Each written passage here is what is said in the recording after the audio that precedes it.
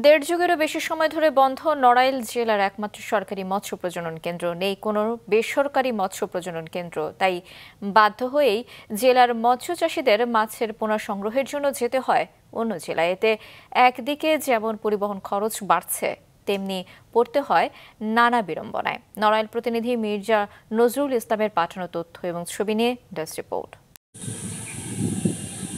১৯৮২ সালে নড়াইলে প্রায় ১০ একর জমির উপর নির্মাণ করা হয় সরকারি মৎস্য প্রজনন কেন্দ্রটি। শুরুর দিকে দুটি হ্যাচারিতে মাছের রেণু উৎপাদন করে তা প্রজনন কেন্দ্রে থাকা ৮টি পুকুরে বড় করে স্থানীয় মাছ চাষিদের কাছে কম দামে সরবরাহ করা হতো। শুধু মিঠা পানির মাছ না, চিংড়ির পোনাও উৎপাদিত হতো সেখানে।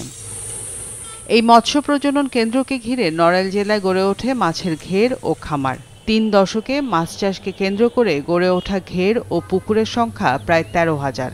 কিন্তু ২০০৫ সাল পর্যন্ত প্রজনন কেন্দ্রটি পুরো চালু থাকলেও প্রশাসনিক জটিলতায় ধীরে ধীরে পোনা উৎপাদন কমতে থাকে। ২০১২ সালে কেন্দ্রটি বন্ধ হয়ে যায়। এতে বিপাকে পড়েন জেলে এবং খামার ও ঘেরের সাথে জড়িতরা। যত দ্রুত সম্ভব চালু করা যায়, তাহলে আমরা যারা মৎস্যজীবী আছি আমাদের জন্য উপকার হবে। এখানে একটা বিশেষ প্রকল্প নিয়ে এই খামারটা আবার চালু করা প্রয়োজন, যাতে নড়াইল জেলা যারা মৎস্য চাষী আছে তারা উপকৃত হয়। মৎস্য কেন্দ্রটি দীর্ঘদিন বন্ধ থাকায় মৎস্য চাষীরা খুলনা, যশোর, সাতক্ষীরা ও ময়মনসিংহ সহ বিভিন্ন জেলা থেকে পোনা সংগ্রহ করে মাছ চাষ করছেন। এতে যেমন পরিবহন খরচ বাড়ছে, তেমনি সঠিক তাপমাত্রা নিয়ন্ত্রণ না করে পোনা পরিবহনের সময় অনেক পোনা নষ্ট হয়ে যায়, জানান চাষীরা।